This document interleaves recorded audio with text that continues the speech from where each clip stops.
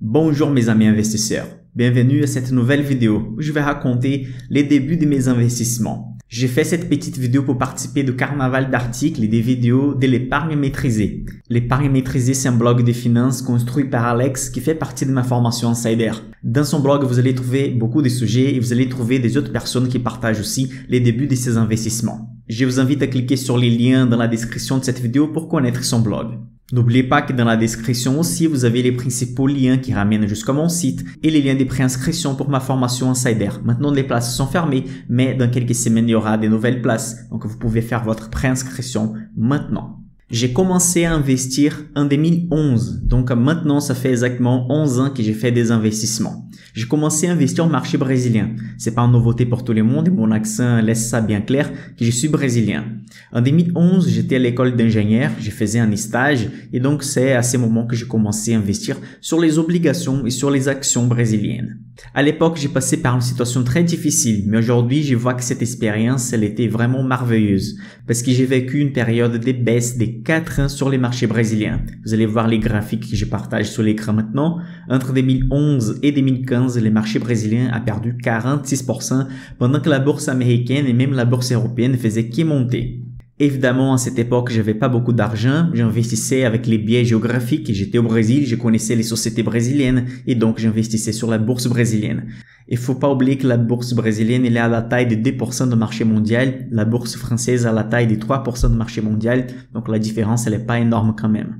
Quand j'ai dit que les achats réguliers, c'est ce que vous pouvez faire de mieux pour éviter les pires scénarios possibles, parce que vous pouvez pas deviner les futurs, ça c'est vrai. J'ai passé presque 4 ans en train de faire la DCA des achats réguliers avec les marchés en baisse. Mais bon, entre 2015 et 2018, les marchés brésiliens a doublé de taille, donc finalement tout l'argent que j'avais accumulé pendant des années a doublé. Et ça, c'est même mieux que les cas d'acheter pendant un marché haussier, parce que là, j'ai renforcé à chaque fois à la baisse. Mon prix moyen pour la majorité d'actions et des ETF était à la baisse. Et donc, si le marché a doublé de taille, j'ai doublé les montants que j'avais investis. Mais bon, entre 2014 et 2015, j'ai fait mon échange en France, à Rouen, en Normandie. Ensuite, je suis rentré au Brésil, j'ai fini mes études, j'ai commencé à travailler comme ingénieur jusqu'à avoir la proposition des Renault à Guyancourt, à Paris, pour aller faire un master mobilité et véhicules électriques avec tout payé et ensuite commencer à travailler chez Renault. Donc en 2017, c'est l'année que je suis allé en France et donc ça m'arrivait l'idée de simplement arrêter mes investissements en devises brésiliennes, en réel brésilien,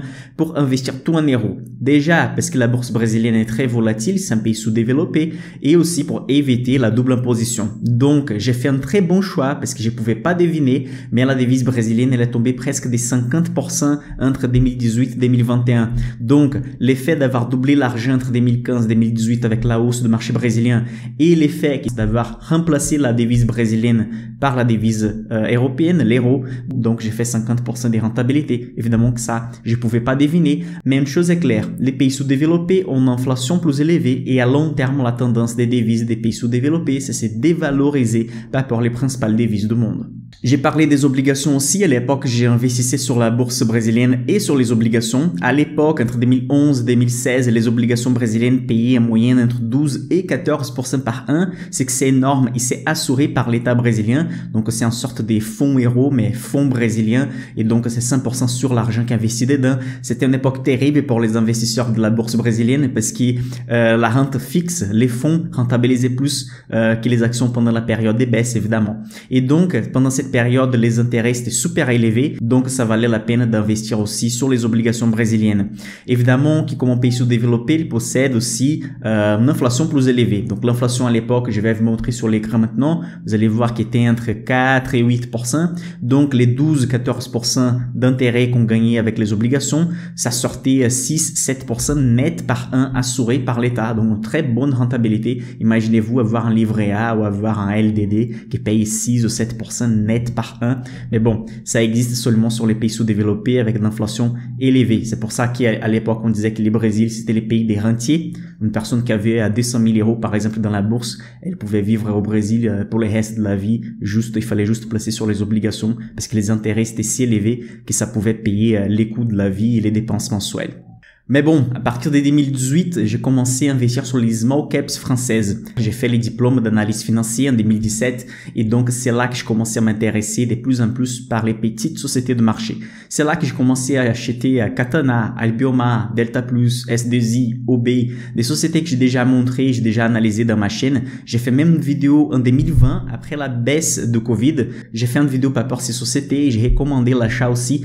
Vous allez remarquer que ces portefeuilles que j'ai recommandés en 2020 a fait plus de 80% contre moins de 20% de la rentabilité de l'indice CAC Mid Small.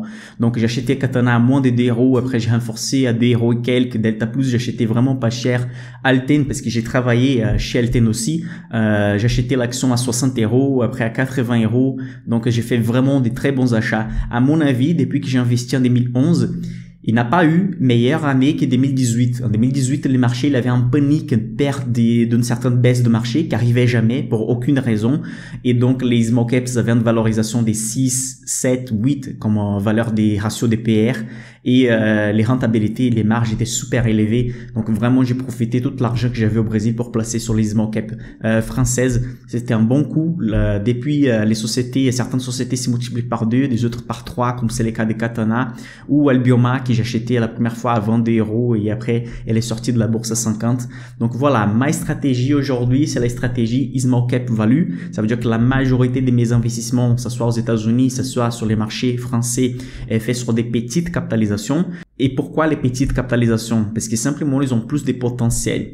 Évidemment, c'est pas un type d'investissement que tout le monde doit faire parce que c'est très volatile. Il faut investir du temps aussi pour analyser les sociétés. Donc, c'est pour ça que j'ai dit que pour les débutants, les ETF, c'est le meilleur chemin. Mais ma stratégie, surtout que j'ai vu de marché, je suis tout le temps en train d'analyser les marchés. Je trouve que les small caps sont les meilleurs types d'investissement qu'on a si on a un horizon de très long terme et si on a envie d'analyser les sociétés. Dans ma formation Insider, je possède aussi un portefeuille small cap français, un portefeuille Dollar Master qui est plus de la moitié des actions sont des small cap aussi. Dedans, on fait les managements, j'ai fait des achats et je montre aux gens comment j'ai fait les achats, quelles sont les sociétés que j'achète. Et on bat les marchés depuis que les portefeuilles ont été créés. Donc vraiment, si vous voulez investir avec une stratégie des small cap, il faut savoir comment fonctionnent les ratios fondamentaux, etc. Sur ma chaîne aussi, il y a beaucoup de vidéos qui traitent de ce sujet, donc vous pouvez commencer à regarder si vous êtes intéressé par rapport à cette stratégie. Mais je possède quelques grandes sociétés dans mon portefeuille également. Surtout pendant les baisses de marché, j'ai profité pour renforcer un peu Louis Vuitton, Kering et acheter quelques sociétés tech du marché américain, comme par exemple PayPal, Meta, etc. Donc ma stratégie reste surpondérée sur les small caps, mais je possède aussi quelques grandes capitalisations.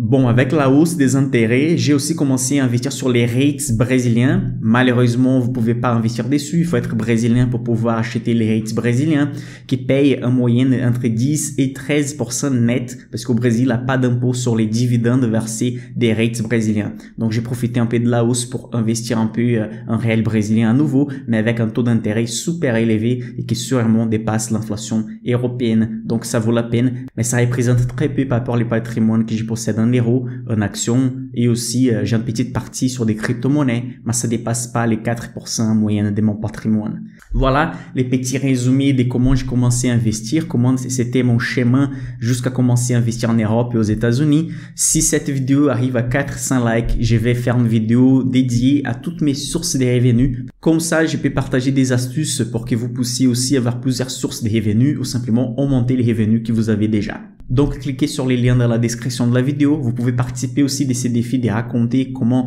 vous avez vécu cette première expérience dans la bourse. Vous n'êtes pas obligé de faire une vidéo. Vous pouvez faire un format des blogs aussi par écrit. Donc, ça va être super cool de savoir comment vous avez commencé. Et dites-moi, je suis curieux aussi de savoir comment vous avez commencé à investir. Laissez un commentaire ci-dessous cette vidéo. Ça va être super cool. Je vais répondre à tout le monde qui va commenter ci-dessous cette vidéo. On se voit à la prochaine vidéo.